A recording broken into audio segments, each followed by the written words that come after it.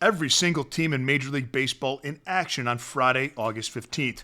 We'll break down every single game and come up with a bet for each one of them right here, right now.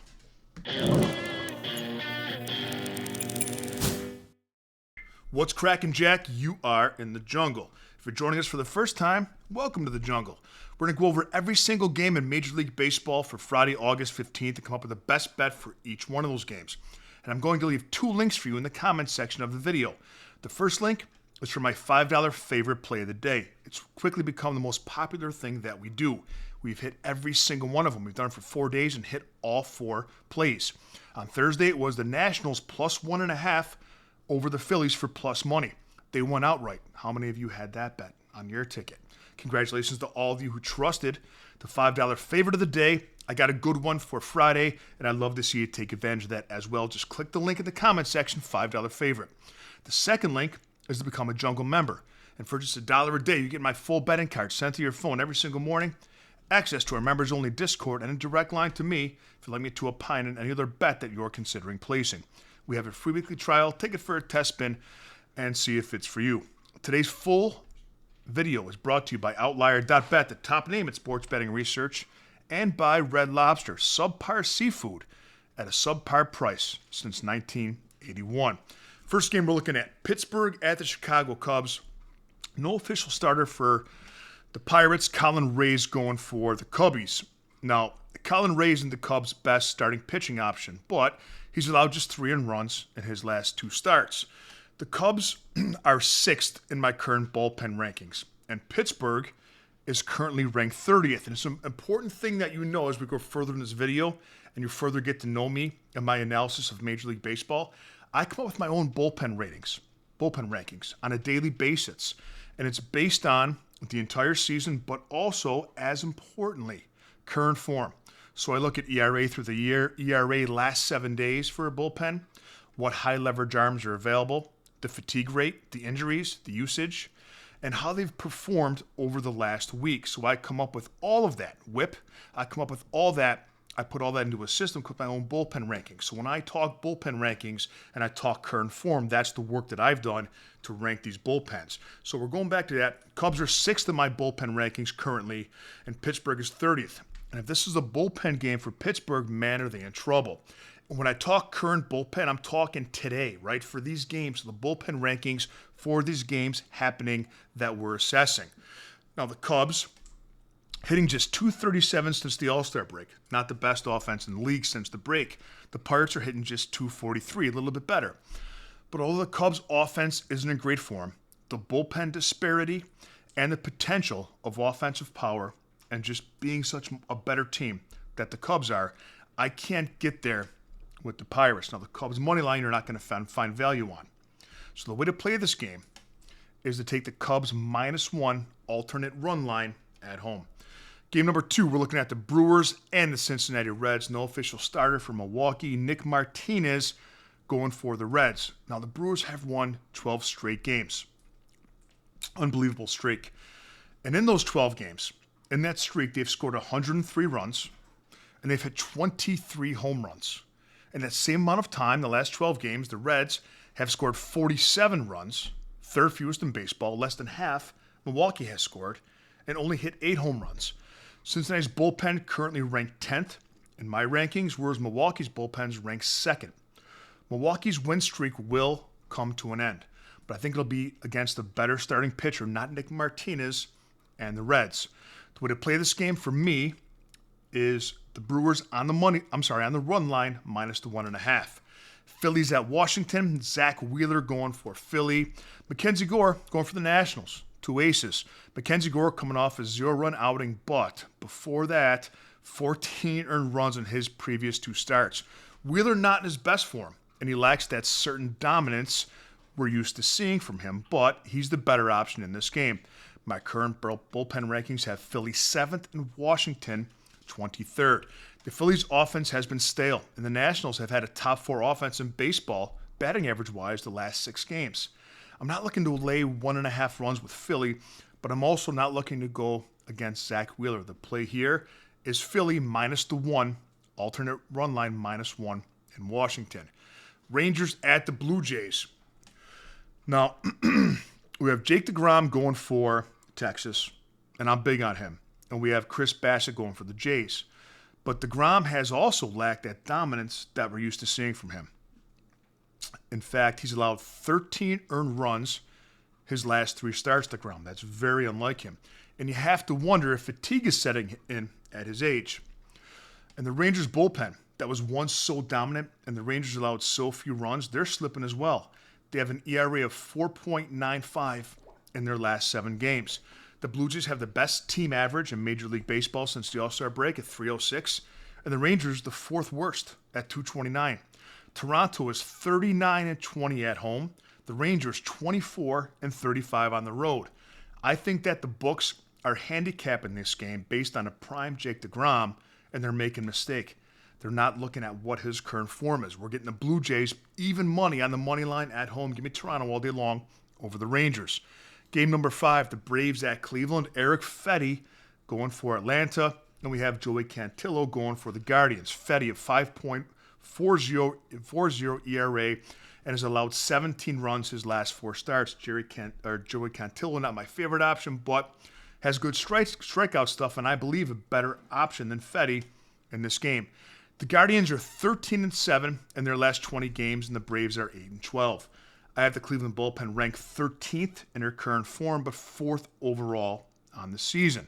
I have the Braves toward the bottom currently and season-wide. The Guardians' offense isn't better form as well. I'll take Cleveland at home on the money line over the Atlanta Braves. Miami at Boston. Sandy Alcantara going for the Fish. And we have Lucas Giolito going for the Sox. Alcantara having a miserable season. He's got an ERA north of 6.5 and 11 earned runs in his last 2 starts. Giolito has had a mixed bag of results this season, but his numbers are way better than Alcantara's, and he's 8-2 in decisions that he's a part of. Boston has scored 614 runs this season, 3rd in Major League Baseball. Miami's almost a run per game behind them at 521. Boston has a much better bullpen as well. Take the Red Sox on the money line. Mariners at the New York Mets. Luis Castillo against Sean Manaea. Now, Luis Castillo has been himself. He's doing Luis Castillo things. He's not really getting ahead, not falling behind. 3.19 ERA, 1.19 whip. It's good. Manaea was dominant last season and in his few first starts back. But 9 earned runs in his last 2 games are a little bit concerning. I have the Mariners bullpen 5th in current form, and I have the Mets bullpen 13th in current form.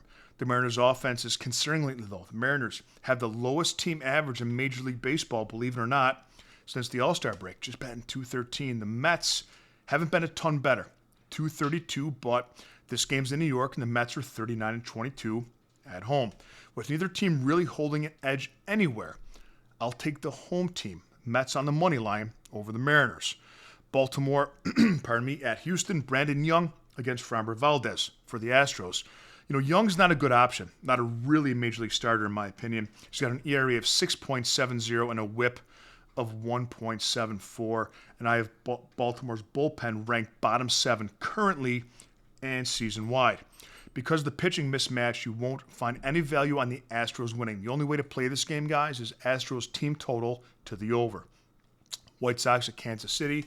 Interesting one here from a betting standpoint. Aaron Savali going for the Sox. We have Noah Cameron going for the Kansas City Royals. Both teams have been better since the All-Star break than they were at the start of the season.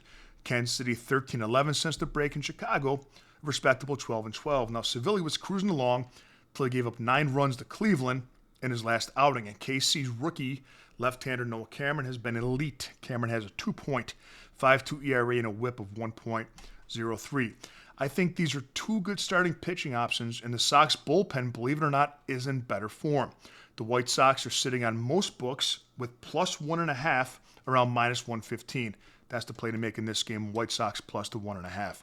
Detroit at Minnesota. Charlie Morton and a bullpen for the Tigers, a bullpen game for Minnesota with Jose Urena as the opener. Both these teams have been tough to back since the All-Star break. Both losing records, Detroit 11-14, Minnesota 10-14, and both offenses are very, very flat. Both bullpens also been bad, but the Twins has been worse. I can't find any edge here at all. It'd be the Tigers' offense against the Twins' bullpen that I have ranked 29th in current form. I take the Tigers on the run line minus the 1.5, but not my favorite game on the board. Looking at the Yankees at St. Louis, we have Luis Heel going for the Bronx Bombers. Andre Palante going for the Redbirds. Now, Heel was bad in his AAA rehab starts and bad in his first two starts back in the show. In those two starts, in 8 2/3 innings, he allowed 11 hits, 5 walks, and 7 earned runs. And the Yankees, believe it or not, their offense is struggling. Since the All-Star break, they have the second lowest team average. Also, I have the Cardinals bullpen ranked around 4th in current form with a 1.77 ERA in their last 7 games.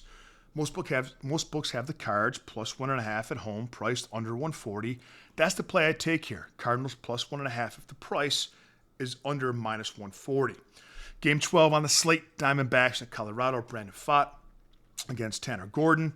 We're not going to waste time on this one because we have a combined ERA with these starting pitchers of 13.4 and a combined bullpen ERA of 10.01. We're at Coors Field. We're going up and over the total of 11.5 in Arizona, Colorado. Next game we have, looking at the A's and the Angels. Yusei Kikuchi versus Jack Perkins, the battle of power-hitting teams and bad bullpens. Now, who's got the edge here? Because both these teams hit for power, score a ton of runs, and have terrible bullpens. Well, Yusei Kikuchi has a slight pitching edge over Perkins to me. But not by much, but he does. Now, both offenses are close in their current form.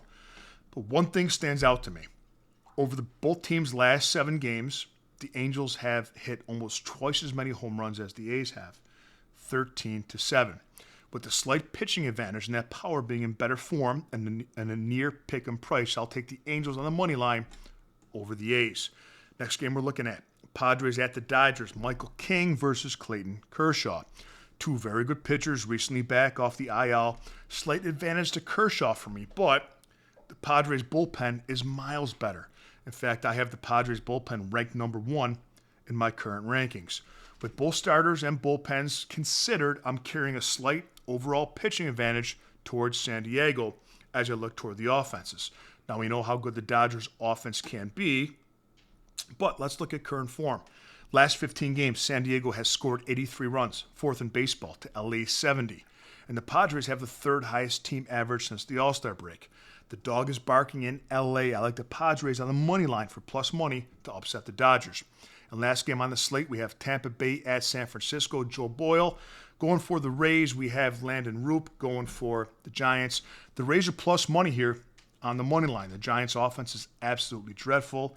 They've scored the 2nd least amount of runs of any team in baseball since the All-Star break. The Rays' bullpen is better than San Fran's. I have Tampa Bay currently ranked 7th and San Fran 13th. Roop is not that much better than Boyle, in my opinion, and the Rays' offense is in better form. Tampa Bay on the money line for plus money is the play. That's all I got for now. I'll see you tomorrow with a little more money in your pocket.